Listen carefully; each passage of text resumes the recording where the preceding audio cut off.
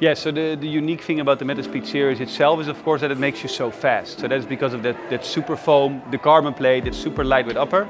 And I would say with this new Paris series, we've decreased the weight by so much.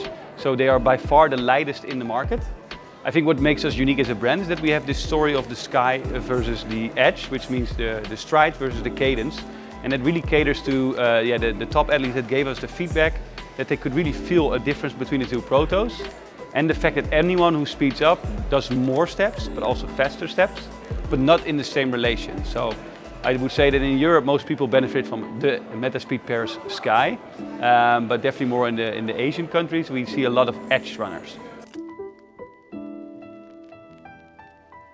So indeed there were 10 prototypes in total, and not every prototype is tested by every athlete as intensively, because some of them is also to try new positionings, does it work? But I would say the athletes use it quite a lot. There's some athletes that actually still use old prototypes in their trainings because they either liked it or because they are not worn out yet. It really depends on which athlete you have, or on what prototype round you are and how much more conceptual you are.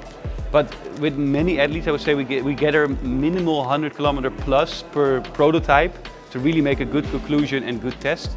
But not only it's about the mileage, it's also about individual lab testing and all those things at certain prototypes to make sure we have a perfect concept ready for you in the end.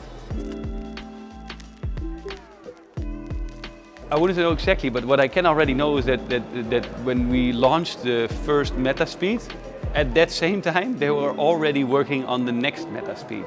So at least 18 months they take to develop, but they already start with some early things. And because it's the same name and it's the same concept, it's also continuous improvement. So maybe some of the elements that they're doing right now, they already found maybe 3 years ago.